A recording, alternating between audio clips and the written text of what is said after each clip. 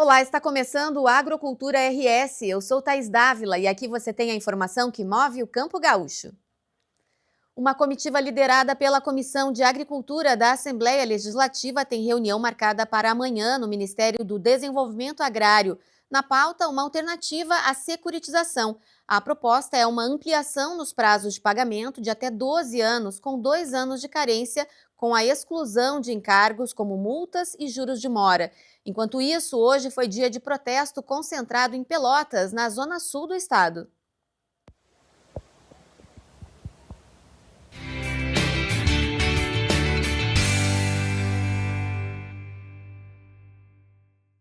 Nesta semana, representantes do setor arrozeiro gaúcho devem participar de uma reunião com os ministérios da Agricultura, do Desenvolvimento Agrário e da Casa Civil para encontrar um equilíbrio na questão dos preços. Essa foi a promessa do presidente da Conab, Edgar Preto, após reunião com os presidentes da Federação das Associações de Arrozeiros do Rio Grande do Sul e da Associação Brasileira da Indústria do Arroz. O governo sentiu a necessidade de ter políticas públicas que apoiem o setor para a gente produzir mais. Para a gente buscar um equilíbrio, nós precisamos ter o agricultor com preço do produto valorizado e um preço justo para os consumidores. E a gente só consegue isso tendo produção, né?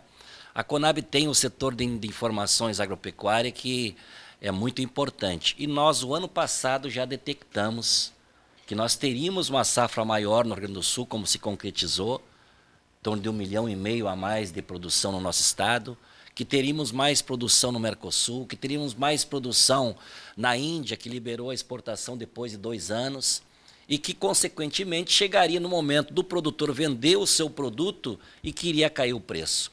E é por isso, então, que o governo, via Conab, lançou o contrato de opção de venda. Nós conseguimos, numa negociação com o Ministério da Fazenda, colocar o valor do produto 20% acima do mínimo e um contrato de opção. No momento da venda, mesmo aquele que optou pelo contrato, se quisesse vender para o mercado, pagando mais o preço, ele poderia vender para o mercado.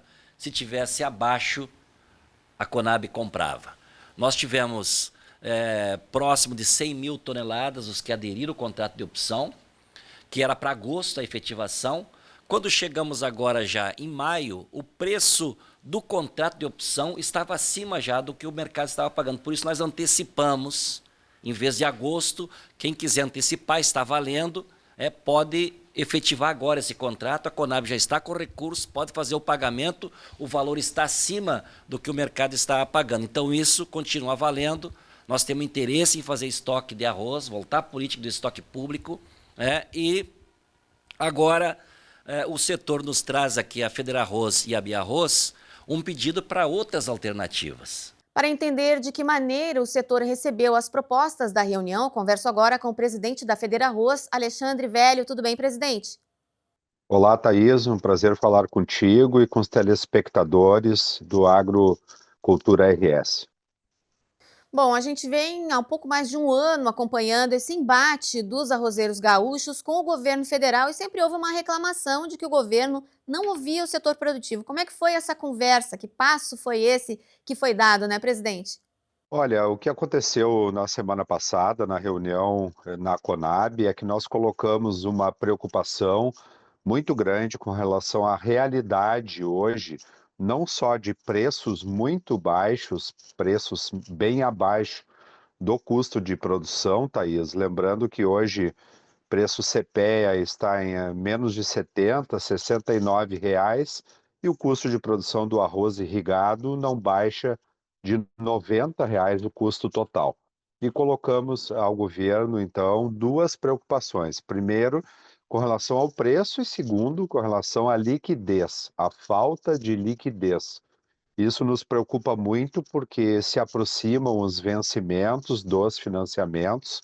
Agora, neste mês de junho, de julho e até mesmo agosto, nós temos muitos compromissos e o mercado hoje está realmente com muitos problemas de liquidez, ou seja, o produtor precisa vender uma quantidade de arroz para saldar os seus compromissos e não consegue vender um volume bem menor. É por isso que nós estamos, então, trabalhando em várias frentes, tanto junto aos bancos, com reuniões aí para que haja um escalonamento dos pagamentos, e esta reunião ocorrida a semana passada na Conab em Porto Alegre terá uma continuidade na próxima quarta-feira lá em Brasília. Agora, a partir dessa conversa, a promessa do governo de compra antecipada, que era uma iniciativa que ele já tinha anunciado há um tempo atrás, como é que isso vai funcionar na prática? Essa promessa traz imediatamente alguma resposta para o que o setor precisa? A grande questão com relação aos contratos de opção é que foram largados o ano passado totalmente fora do melhor período, né? Quando lançaram os contratos de opção, o preço estava em torno de R$ 100, caiu imediatamente R$ 10 após o anúncio, ou seja, em plena entre-safra do ano passado, antecipou uma queda, sinalizando um preço muito inferior, para este ano. Então foi isso que nós fomos contra, o momento que foi largado os contratos de opção. Ao contrário, de agora, o mercado a 68, R$ 69 em média, eu anunciar um contrato de opção a 87, que foi o preço que o governo anunciou o ano passado, neste momento pode ser positivo ao mercado, Sim. porém com uma realidade completamente diferente, Thaís. Então é isso que nós estamos, também solicitando ao governo que os mecanismos, sejam usados no momento e na hora apropriada. E junto com isso, uma discussão também sobre preços mínimos, né, presidente? Porque nesse momento, com esses custos tão elevados e o preço tão baixo ao produtor, em algum momento isso vai ter que ser realizado.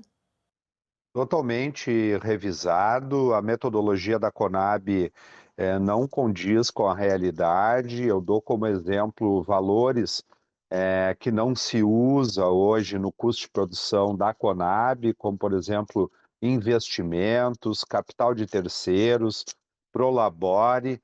Como que eu não vou considerar que o produtor que vive somente do arroz não tenha um valor para custear aí as suas famílias? Então, são exemplos, destas distorções, e é por isso que o custo da Conab não está dentro da realidade. Nós precisamos rever essas tabelas e que seja considerado o custo real pela realidade ocorrida hoje no campo.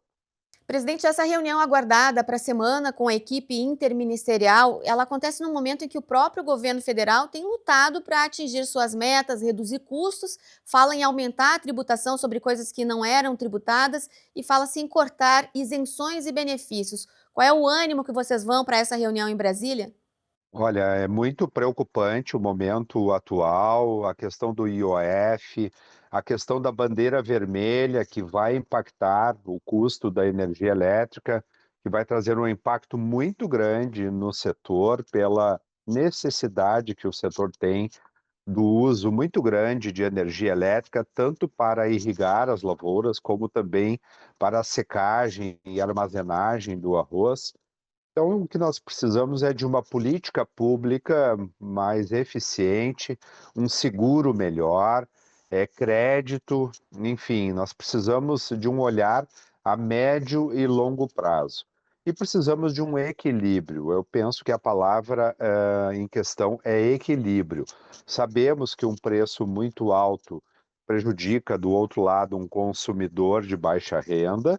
Porém, Sim. um preço muito baixo também não é possível, porque se o produtor ele não conseguir honrar o seu custo de produção, isso vai se tornar, Thaís, mais caro ainda para o governo, em função da necessidade de valores que vão ter que sair provavelmente do crédito rural, do Plano Safra, para cobrir endividamento, cobrir então um escalonamento de dívidas. E é isso que nós não queremos, e estamos querendo então atuar antes que um problema maior ainda aconteça.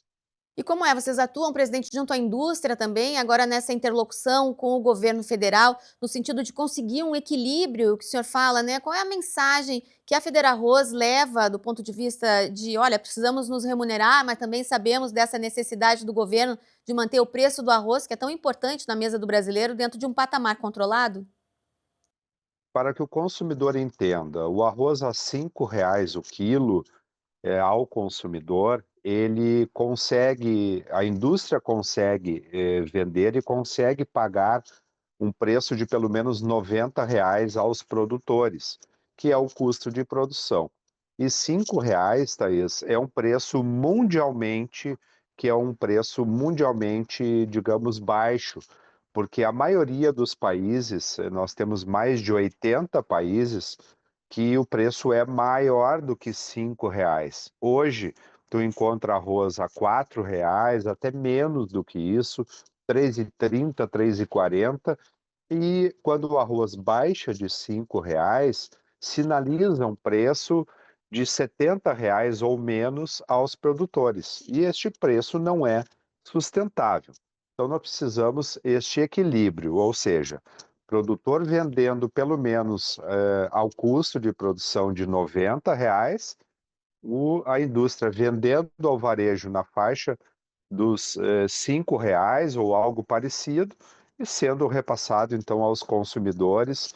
E quando eu olho para a cesta básica, não tem nenhum produto que seja tão barato como o arroz. Só tu olhar o preço da massa, do feijão, da farinha, enfim, todo e qualquer produto da cesta básica está bem mais caro. Tendo este equilíbrio, não diminui a área plantada e não falta produto na prateleira do consumidor. Tá certo, presidente da Federarroz, Alexandre Velho, obrigada pela participação e sucesso nas negociações. Nossos microfones sempre abertos aqui para atualizar sobre esse tema tão importante. Obrigado pelo espaço, um excelente trabalho a vocês. Obrigada, presidente. A Expo Churrasco faz história e se torna o primeiro evento do Brasil a conquistar o selo verde Carbono Zero. Veja a matéria com a Milena Demaman. A Expo Churrasco acaba de fazer história ao se tornar o primeiro evento do Brasil a conquistar o selo verde Carbono Zero, uma certificação que comprova a neutralização total das emissões de carbono geradas durante sua realização. A certificação foi concedida pela Russell Bedford Brasil, consultoria independente que auditou todas as etapas do evento, desde a origem do carvão e da madeira utilizados nos churrascos, até as práticas de mitigação e compensação ambiental. A gente vai desde a questão do carvão utilizado, se é carvão de mata nativa ou é um carvão de mata reflorestado, obrigado, faltou o termo, de reflorestamento, qual o tipo de carvão está sendo utilizado, a quantidade de carvão que foi queimado, porque cada carne, cada proteína, né, tem uma questão, como o chefe falou, tem que ser assada de uma maneira diferente. A quantidade de pessoas que circulou, isso aí, então a gente vai também em busca do que a quantidade de carros que circulou não volta. Faz um percentual de pessoas que vêm desde o carro de aplicativo, utiliza transporte público, as pessoas que vieram de carro, aí se estabelece percentuais de carros que vêm a gasolina, carro elétrico. De acordo com o CEO da Russell Bedford, Paulo Tigre, o selo é resultado de um processo rigoroso de rastreabilidade baseado em metodologia científica e critérios internacionalmente validados. A iniciativa marca um passo importante rumo a eventos mais sustentáveis no país. Com essa conquista, a Expo Churrasco se posiciona como um exemplo para o setor de entretenimento e gastronomia, mostrando que é possível unir tradição, sabor e responsabilidade ambiental. A expectativa é que o reconhecimento inspire outras produções a adotar medidas mais conscientes, contribuindo para a redução dos impactos ambientais e o fortalecimento de práticas sustentáveis no Brasil. O Agrocultura RS faz um intervalo, em seguidinha a gente volta com outras informações. Até já!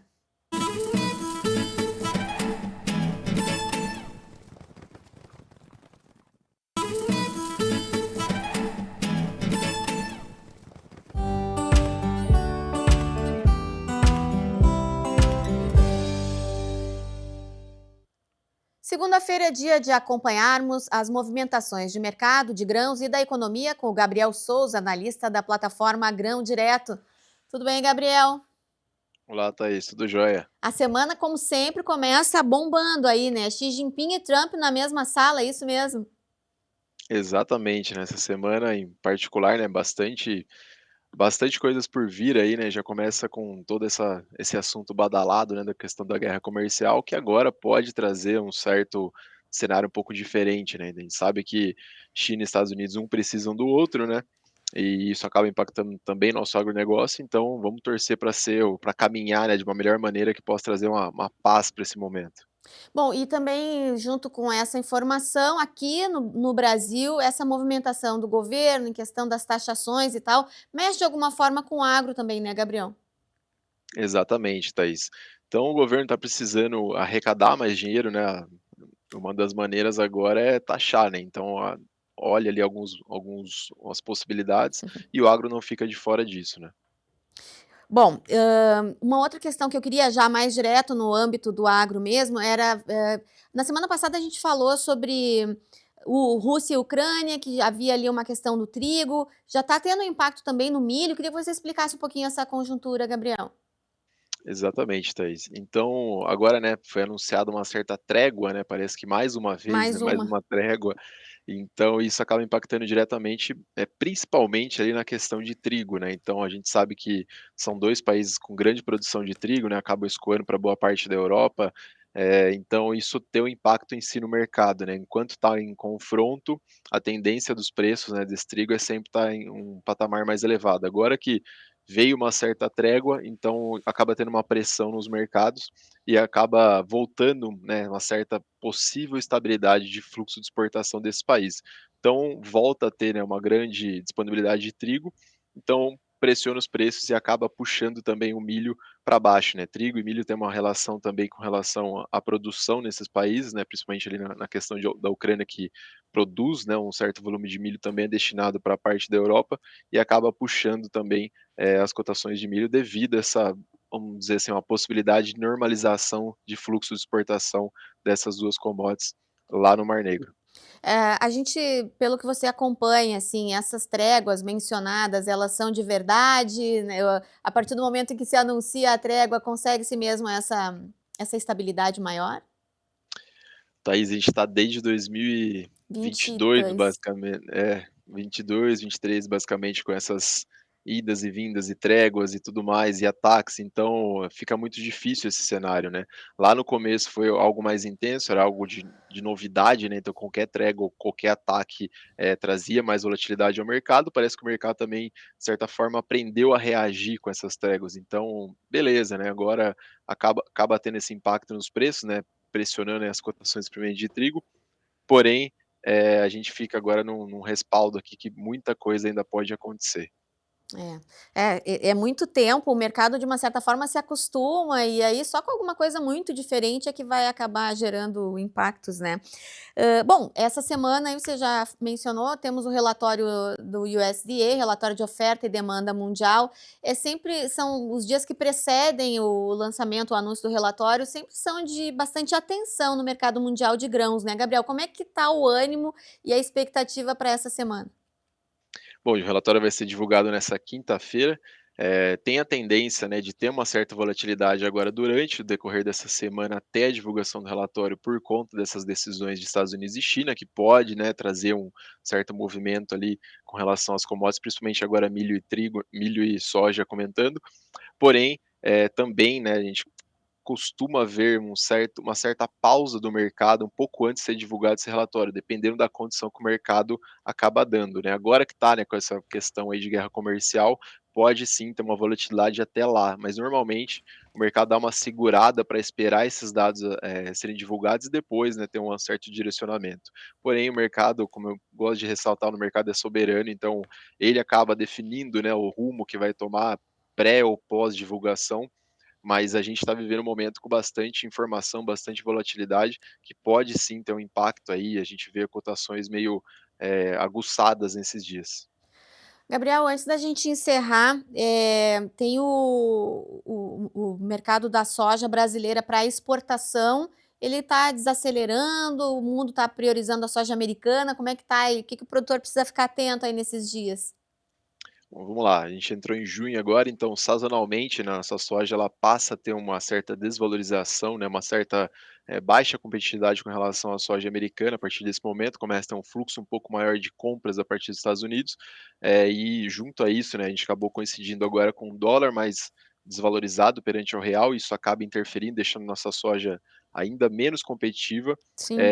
e agora, né, tem essa questão do ritmo da safra americana, então tende a ser uma safra muito boa, o clima agora está mais estável, favorecendo para isso também, então pode ser uma safra cheia, os Estados Unidos tendo maior volume agora disponibilizado, né, casando com uma possível paz agora entre Estados Unidos e China, isso pode trazer um fluxo maior a partir desse momento para a safra americana. Então, os Estados Unidos pode ter uma soja agora mais competitiva, ter um fluxo melhor. A gente sabe que agora, né, a partir desse momento também a exportação de soja do Brasil é reduzida e começa a ter uma pontuação um pouco maior de exportação norte-americana. Então, agora é esperar esses ajustes, né, ver como o mercado vai se comportar, se ajustar. A gente veio agora de movimentações de prêmio, né, que de certa forma não eram comum, né, de acontecer nessa época já começar a ter uma certa valorização. Sim. E isso, junto com o Chicago um pouco mais valorizado e esse dólar mais pressionado, tira um pouco da competitividade da soja brasileira. Mais uma vez, é importante que o produtor fique atento a essas oportunidades pontuais, né? Eu falava sobre isso com o presidente da Federarroz fora do ar. O produtor precisa ficar atento a essas oportunidades pontuais, porque quem acaba esperando aumentar pode ser que perca o barco. Exatamente, a gente vê alguns preços, né, considerando aqui preços de portos, se valorizando nesses últimos dias, né, com relação à semana anterior e essa semana agora, início da semana. Então o produtor fica atento, né, se tiver algum grão ali para comercializar, ainda tiver um momento interessante, comercialize, olhe com relação ao custo futuro, entenda como é que está o comportamento. Sei que agora está um cenário complicado também para fertilizante, está muito caro, mas agora com essas condições de dólar, né, e o prêmio valorizado consegue às vezes uma relação de troca interessante. Então, o produtor precisa ficar atento, respirar e aguentar aí, porque não pode ser que não seja tão fácil, né, essas próximas safras que a gente está vivendo. A gente passou por momentos conturbados nas 2, 3 últimas, porém ainda não tem um paraíso, né, à nossa vista. A gente tem que ter fé, ter esperança que vai dar tudo certo. O produtor brasileiro vai ter uma boa condição ainda. É verdade, são essas as palavras, fé e esperança. Obrigada, Gabriel, por hoje. Até segunda que vem já Obrigado, com a pessoal. repercussão aí do USDA. Até lá. Vamos que vamos. Um abraço, boa semana a Abraço. todos.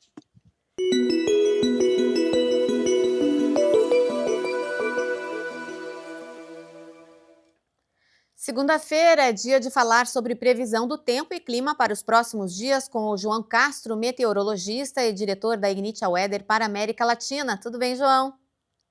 Olá, Thaís, tudo bem? Como vai? Tudo bem por aqui? Passamos um pouco de frio na semana passada, agora deu uma amenizada. Ainda frio, mas não é aquela coisa de renguear Cusco, como se diz por aqui, né? Como é que está a previsão para os próximos dias, para essa semana? Pois é, então, Thaís, a gente tem, na verdade, agora uma tendência da temperatura voltar a cair ao longo dessa semana. Especialmente ali na terça, na quarta-feira, aí na quinta começa a querer subir um pouco. Isso porque, eu já vou chegar nesse assunto principal, a gente vai voltar a ter uma condição de chuva no final de semana. Mas primeiro vamos falar um pouco desse frio. O que acontece? A gente passou esse último sistema meteorológico que causou chuva, a gente tem então agora a entrada de uma massa de ar vindo lá, ar que vem mais da Antártida, só que esse ar está vindo mais pela parte oceânica, nem tanto por dentro do continente. Mas mesmo assim, né, a gente tem esse vento sudeste ali batendo, soprando e trazendo essa corrente de ar, essa massa de ar mais fria, e por isso já na terça-feira, portanto amanhã, a gente deve observar as temperaturas darem uma caída mais importante. São esperadas temperaturas aí na faixa de 3 graus, 2 graus, ali na região da Campanha, Zona Sul, e também na Serra. Tá? Essa temperatura mais baixa ela deve ficar focada, vamos chamar assim, na terça e na quarta. E aí, como eu disse, gradualmente ela vai subindo um pouco essa mínima. E aí passa a fazer na quinta-feira, sexta-feira já umas mínimas na faixa dos 8, melhorando um pouco, tá? Mas o frio mais intenso, e eu quero dar o destaque desse frio intenso, que é por causa da chance de neve. De neve não, perdão, chance de geada. Ah, sim. Acabei de olhar aqui, consultar as informações, e a gente não tem chance de neve, porque o tempo vai estar estável, sem nebulosidade, sem chuva, então um tempo estável, né? Pouquíssima cobertura de nuvens, vento fraco, Então, essa é uma condição muito favorável para a ocorrência de geada. Especialmente onde? Serra Gaúcha e região da Campanha, tá? Então, a gente está falando de regiões que vão estar com temperaturas na faixa dos 2, 3 graus. Então, uma chance muito boa aí de ter formação de geada. Nas baixadas, a gente sabe, né? O ar frio ele escoa para as baixadas, o pessoal do interior sabe bastante disso, né? Então, nas baixadas, a gente pode registrar eventualmente até temperaturas negativas, né? Os modelos aqui no geral, eles mostram uma grandes áreas, a gente vê ali 2, 3 graus, mas a gente sabe que localmente os extremos acontecem, né? Tanto para a chuva, como a gente tem visto, mas também às vezes na temperatura.